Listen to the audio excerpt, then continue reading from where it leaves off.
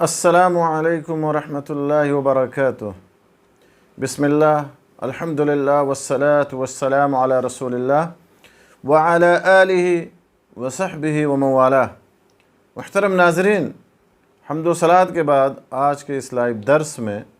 جو باتیں میں آپ حضرات کے سامنے رکھنا چاہتا ہوں اللہ کی توفیق سے، وہ اللہ کی راہ میں صدقہ و خیرات کرنے کی فضیلت کے بارے میں ہے۔ میرے دوستو، اللہ اور اس کے رسول نے صدقہ کرنے، بھلائی کی راہوں میں خرچ کرنے کی بڑی ترغیب دی ہے، کیونکہ اس سے مال میں زیادتی اور برکت ہوتی ہے، اور خرچ کرنے والے کے لیے اللہ کے فرشتے صبح و شام دعائیں کرتے ہیں، اور اللہ تعالیٰ سے اس کے لیے بہترین بدلہ دینے کا سوال کرتے ہیں، اور اللہ تعالیٰ حلال کمائی کے صدقات کو پسند فرماتا ہے اور نیکیوں میں شمار فرماتا ہے۔ ابو ہریرہ رضی اللہ تعالیٰ عنہ کی ایک حدیث ہے، صحیح بخاری اور صحیح مسلم کے حوالے سے۔ وہ بیان فرماتے ہیں کہ رسول اللہ صلی اللہ علیہ وسلم نے ارشاد فرمایا، ما من یوم یصبح فیہ العباد فیہ الا ملکان ینزلان فیقول احدہما اللہم اعطی منفقا خلفا ویقول الآخر اللہم اعطی ممسکا تلفا، متفق علیہ۔ آپ صلی اللہ علیہ وسلم نے ارشاد فرمایا کہ کوئی دن ایسا نہیں گزرتا کہ جب بندے صبح کو اٹھتے ہوں تو دو فرشتے آسمان سے نہ اترتے ہوں۔ ایک فرشتہ تو یہ کہتا ہے کہ اللہ خرچ کرنے والے کو اس کا بدلہ دے، خرچ کرنے والے کو اللہ تعالیٰ اس کا نعم البدل عطا فرما، اور دوسرا فرشتہ کہتا ہے کہ اللہ مال نہ خرچ کرنے والے بخیل کے مال کو ہلاک کر دے، برباد کر دے، ضائع کر دے۔ اور جیسا کہ بعض لوگ ہم میں سے یہ سمجھتے ہیں کہ صدقہ کرنے سے مال کے اندر کمی آ جاتی ہے، جبکہ بات ایسی نہیں ہے۔ ظاہری طور پر گرچہ ہم میں سے کسی کو ایسا لگتا ہے، لیکن اس مال کے اندر میرے دوستو اللہ سبحانہ و تعالیٰ کی جانب سے برکت عطا کی جاتی ہے۔ اسی لیے نبی صلی اللہ علیہ وسلم نے ارشاد فرمایا کہ ما نقص صدقۃ من مال وما زاد اللہ عبدا بعفو الا عزا وما تواضع احد للہ الا رفعہ اللہ، اخرجہ مسلم۔ کہ صدقہ دینے سے مال میں کمی نہیں ہوتی، اللہ تعالیٰ بندے کے مقام کو عفو درگزر کرنے کی وجہ سے بلند کر دیتا ہے۔ جب کوئی بندہ کسی کو معاف کرتا ہے تو اللہ اس کے مقام کو بلند کر دیتا ہے، اور جو شخص اللہ کے لیے تواضع اختیار کرتا ہے، خاکساری اختیار کرتا ہے، تو اللہ تعالیٰ اسے بلند مرتبہ عطا فرماتا ہے۔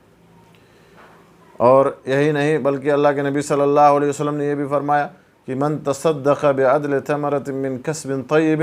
ولا يقبل اللہ الا الطیب وان اللہ یتقبلها بیمینہ ثم یربیها لصاحبہ کما یربی احدکم فلوہ حتی تکون مثل الجبل، متفق علیہ۔ دیکھیے جب بندہ صدقہ کرتا ہے اللہ کی راہ میں تو کس طرح سے اللہ تعالیٰ اس کے مال کو یا اس کے صدقے کو کس طرح سے اللہ تعالیٰ قبول فرماتا ہے، اور کس طرح سے اس کو اللہ تعالیٰ بڑھاتا ہے۔ اللہ کے نبی صلی اللہ علیہ وسلم کی حدیث ہے